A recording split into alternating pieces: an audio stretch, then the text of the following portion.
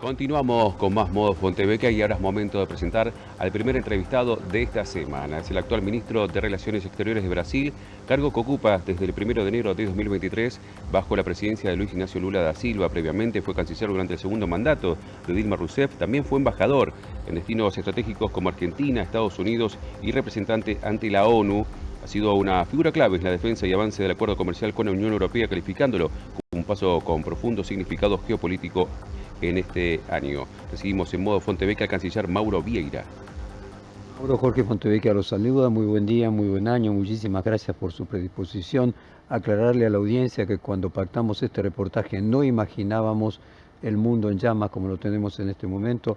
El presidente Lula dijo recientemente en la India que no quería una nueva guerra fría y todo parece indicar que ya pasamos a la guerra caliente. Primero, una reflexión suya sobre el estado del mundo a partir de lo que pasó en Medio Oriente el último fin de semana y está sucediendo en este momento en vivo. Lo escuchamos con mucha atención, Mauro.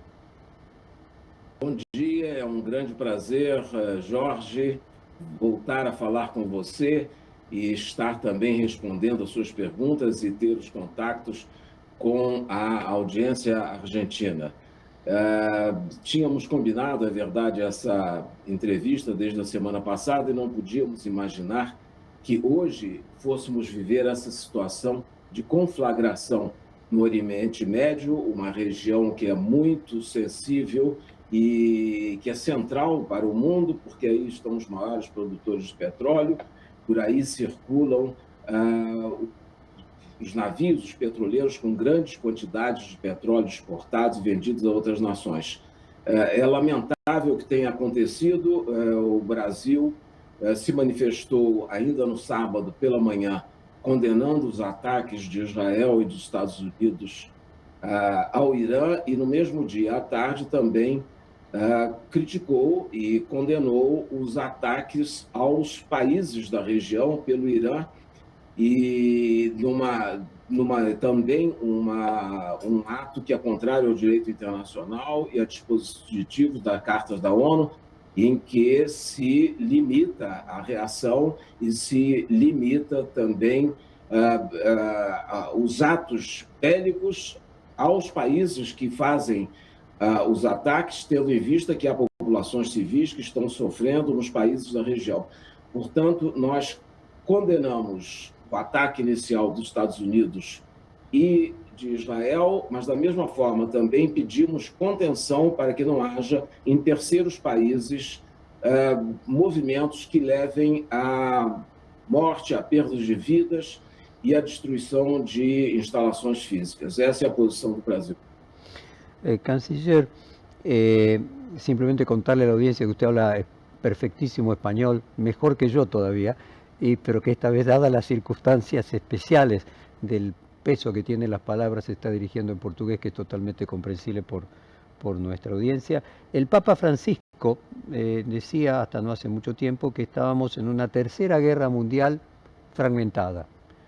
Con toda su experiencia diplomática, ¿le parece verosímil esta idea de que en realidad estamos ya en un punto de fricción comparable con lo que podría ser, aunque sea simbólicamente, una especie de tercera guerra mundial? Eu diria que, sem dúvida nenhuma, é uma conflagração enorme, muito importante, numa parte do globo que é central para o equilíbrio de todo o globo, de toda a política internacional. O Brasil sempre defendeu o multilateralismo, sempre defendeu o primado das Nações Unidas, do seu Conselho de Segurança e do direito internacional.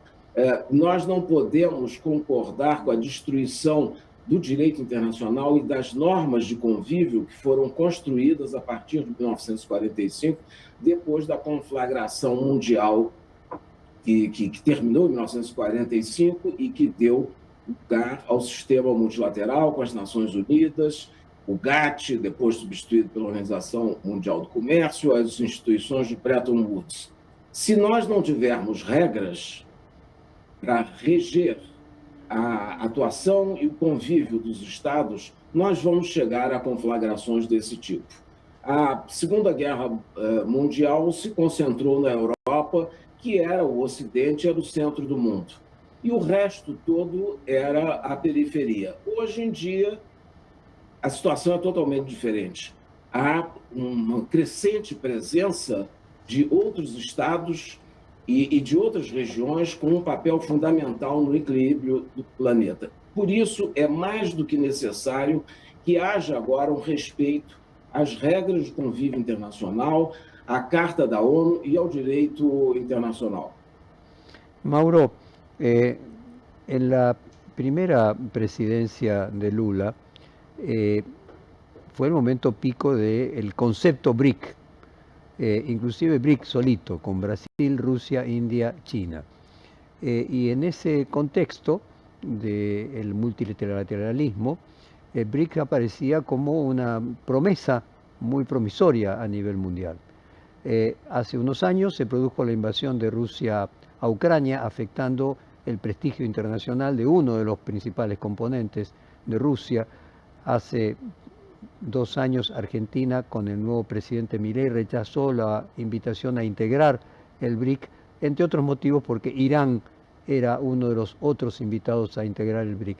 De alguna manera, esta situación bélica que se produce con distintos integrantes del BRIC, uno de los fundadores originales como Rusia, y los casos de acusaciones a Irán de participar de acciones terroristas, de alguna manera afectan el prestigio, las posibilidades de convertirse del BRIC en lo promisorio que tenía como idea cuando nació? O BRICS nasceu, como você disse, originalmente com 4 países e foi um mecanismo, um órgão que teve grande relevância na atuação internacional. A ampliação que aconteceu há 2 ou 3 anos atrás trouxe para o BRICS uma representatividade maior. E aí estão, evidentemente, está também o Irã, como estão também alguns países do Golfo que foram envolvidos nessa conflagração que acontece nesse momento. É evidente que é uma situação difícil, mas não só para o BRICS, mas para o mundo inteiro. Eu acho que as Nações Unidas estão sob pressão, estão passando por um momento definitivo.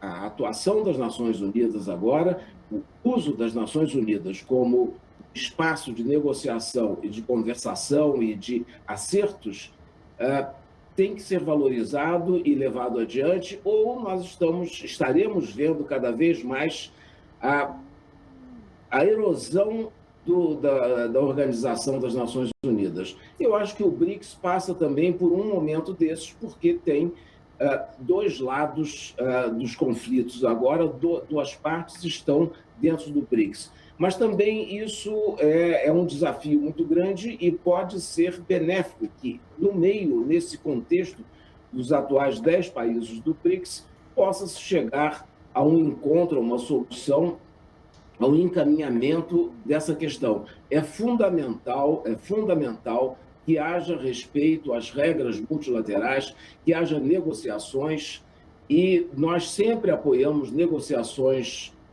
dos Estados Unidos e também da União Europeia com o Irã. O plano de ação conjunta para o Irã foi apoiado pelo Brasil, lamentavelmente não foi adiante. No primeiro mandato do presidente Lula, o Brasil, junto com a Turquia, esteve diretamente envolvido na negociação de um programa, de um mecanismo e de uma declaração, chamada Declaração de Teherã, em que se conseguiu desarmar naquele momento as tensões que estavam levando a um quase conflito. Agora, 20 anos depois, vemos esse conflito se realizar. A declaração feita, creio que em 2004, entre Brasil, Turquia e Irã, foi um ótimo início para uma solução da questão nuclear do Irã. Infelizmente, também não foi adiante. Vários países na ocasião não quiseron aceitar y levar adiante as decisões. Canciller, como decíamos, en el caso del BRICS, Rusia quedó como, inclusive la imposibilidad del propio Putin de viajar a reuniones internacionales por el periodo de captura que tiene en La Haya, y por el otro lado China, a ser el actor principal del enfrentamiento comercial que Estados Unidos y el presidente Trump lleva adelante, la invalida. Los dos grandes pacifistas, podríamos decir, del BRICS, que son India y Brasil, quedaron de alguna manera con la representación mundial de ser esa multilateralidad en paz, en no conflicto con ninguna de las potencias. Y de hecho, el presidente Lula estuvo recientemente en India con el presidente Modi. Me gustaría una reflexión suya sobre el papel específicamente pacifista que tienen que jugar Brasil e India en este contexto internacional, en donde la Guerra Fría hoy es una guerra comercial entre Estados Unidos y China, y la guerra militar se plantea en el caso de Rusia con la amenaza atômica. Bem, a posição do Brasil é muito clara e o presidente Lula tem dito desde o início do seu mandato e até mesmo um pouco antes de ter assumido o seu mandato, ele condenou a invasão da Rússia ao território ucraniano. Da mesma forma, no início, no seu primeiro ano desse terceiro mandato, ele condenou os atos terroristas do Hamas perpetrados contra Israel, que levaram depois a uma conflagração na região. Não há dúvida de que a posição do Brasil é de pacifismo, é de concertação, de negociação internacional, de valorização dos espaços de negociação. Quanto a isso, não há dúvida. E o Brasil é um país que quer continuar sendo um ator global. Nós queremos ter comércio, queremos ter relações de cooperação, relações culturais, científicas, tecnológicas, comerciais com todos os países do mundo. E essa é a nossa forma de atuar. Temos inúmeros mecanismos de integração que fazemos parte e que damos muito valor. O primeiro deles, o Mercosul, em que é um importante mecanismo de concertação, não só econômica e comercial, mas também de concertação política entre as partes. E todos os demais, aí vem o BRICS e a OEA, a Organização dos Estados Americanos, as Nações Unidas e todos os outros organismos multilaterais que eu já mencionei, criados depois de 1945, incluindo primeiro o GATT, depois a OMC,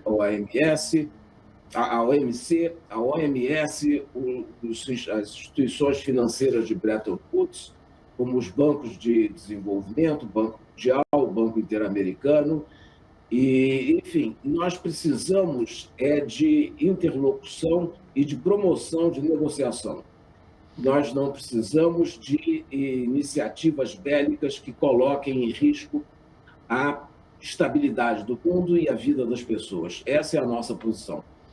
Canciller, estaba previsto una visita de Lula a una reunión con en Estados Unidos, una reunión con Donald Trump, inicialmente para comienzos de marzo. Allí el presidente Lula, en un reportaje hecho, en una conferencia de prensa en India, dijo que no quería que Brasil fuera una colonia tecnológica. Me gustaría entrar de lleno en el tema del viaje del presidente Lula, la reunión con Donald Trump y la relación de Brasil con los Estados Unidos. Bem, o presidente Lula teve efetivamente encontro pessoal com o presidente Trump na Malásia, em Kuala Lumpur, no ano passado, que foi muito bom, muito efetivo, e teve vários contatos telefônicos. Se conversaram, se falaram muitas vezes. O presidente Trump convidou o presidente Lula para uma visita aos Estados Unidos em março, mês que recém começamos. Não há uma data prevista, mas se puder haver um acordo com relação a uma data, eu acho que será importante que os dois presidentes possam estar de novo juntos. Nós temos uma ampla agenda com os Estados Unidos. Nos Estados Unidos temos 202 anos de relações bilaterais. Foi o segundo país a reconhecer a independência do Brasil, logo depois da Argentina. É um país importante, com o qual temos uma importante relação comercial, um comércio total de um pouco mais de 80 bilhões de dólares. Os Estados Unidos são superavitários e esse comércio bilateral é objeto de negociações da mesma forma que outros tipos de negociação em outros setores, como cooperação em minerais críticos, em combate ao tráfico, aos crimes transnacionais. Quer dizer, são várias as áreas que nós temos de cooperação e de negociação com os Estados Unidos. Por isso, seria e é importante que as relações dos presidentes sejam boas e que haja contatos também, como sempre houve.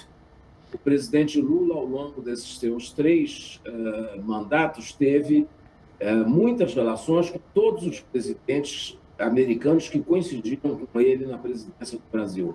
Sempre foram diálogos e relações muito positivas, independência da coloração política, independente se eram do partido democrata ou republicano.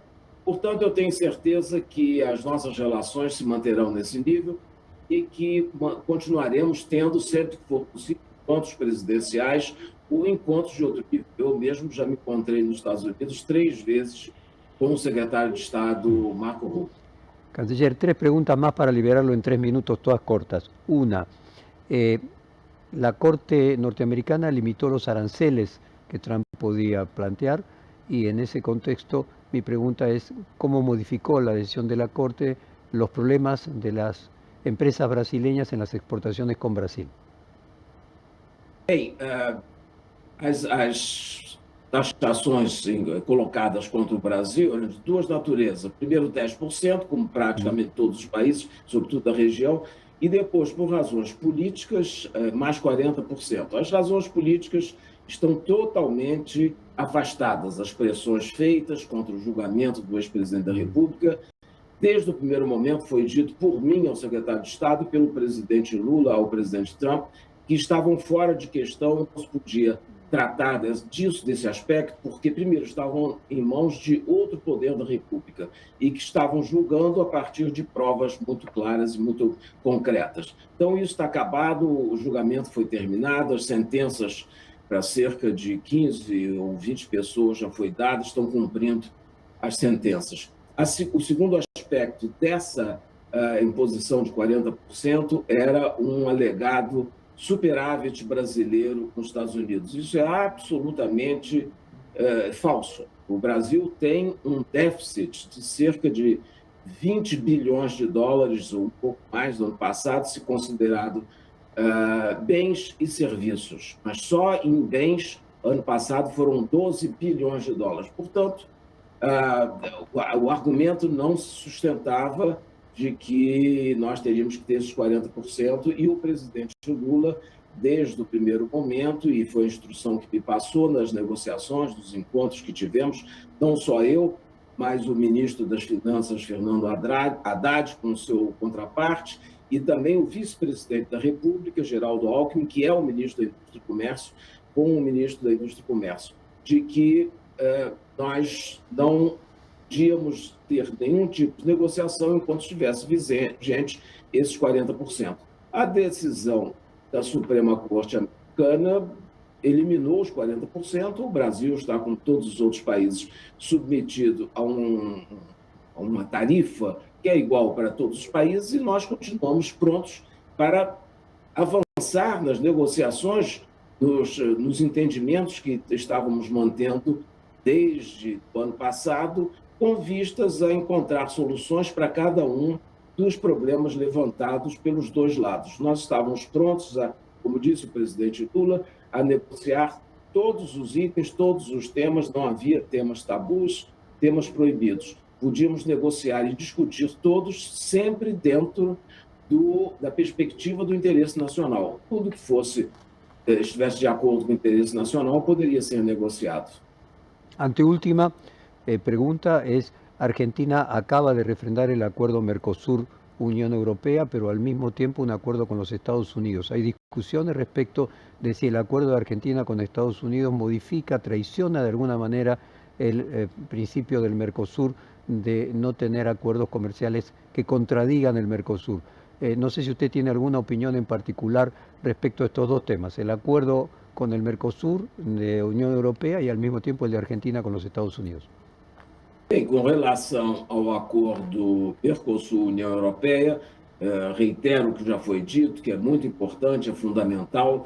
O Brasil deve aprovar no Senado até quarta-feira desta semana, portanto, em 2 dias, a aprovação final. Já foi aprovada semana passada na Câmara dos Deputados e, com isso, poderemos também depositar o instrumento de ratificação e o acordo estará em vigor para o Brasil, da mesma forma que já estará em vigor para a Argentina e para o Paraguai. É uma vigência transitória, temporal, mas que pode se alongar por muitos anos. Com relação ao acordo dos Estados Unidos, da Argentina com os Estados Unidos, é um acordo que foi negociado dentro do interesse argentino e americano, acredito eu, e se contém normas que contrariem a legislação, os entendimentos do Mercosul, terão que ser discutidos no âmbito do Mercosul. E até acho que teremos em breve essa possibilidade, porque vai haver uma reunião extraordinária do Conselho de Mercado Comum, que são justamente os ministros do exterior. Essa reunião foi convocada pelo Paraguai para, creio que a próxima semana, não tenho agora a data precisa, mas acho que será a ocasião de se discutir pela primeira vez e examinar em conjunto se há regras que contrariem a legislação, todo o regimento interno do Mercosul, ou se está de acordo com ele. Y última pregunta, canciller, apelando a su experiencia, segundo presidente, jefe de Estado, que Estados Unidos saca de su cargo.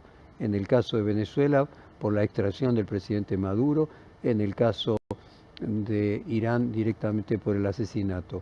¿Qué cambió desde que usted se dedicó a la diplomacia? Esto de que un presidente de un país puede matar o encarcelar directamente al jefe de Estado de otro país. Y es mi última pregunta y lo libero.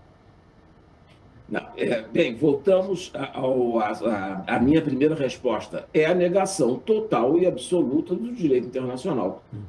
Ao longo da minha carreira, que já é bem longa, nunca tínhamos visto coisa semelhante. Portanto, é o desrespeito ao direito internacional e a toda a Carta de São Francisco, a Carta da ONU. Canciller, muchísimas gracias, valoramos su tiempo, le mandamos un abrazo fraterno de la Argentina. Hasta un próximo encuentro. Muy gentil. Muito obrigado, Jorge. Um prazer sempre conversar com você e com os seus ouvintes. Muito obrigado e um bom dia, uma boa semana a todos. Bom dia.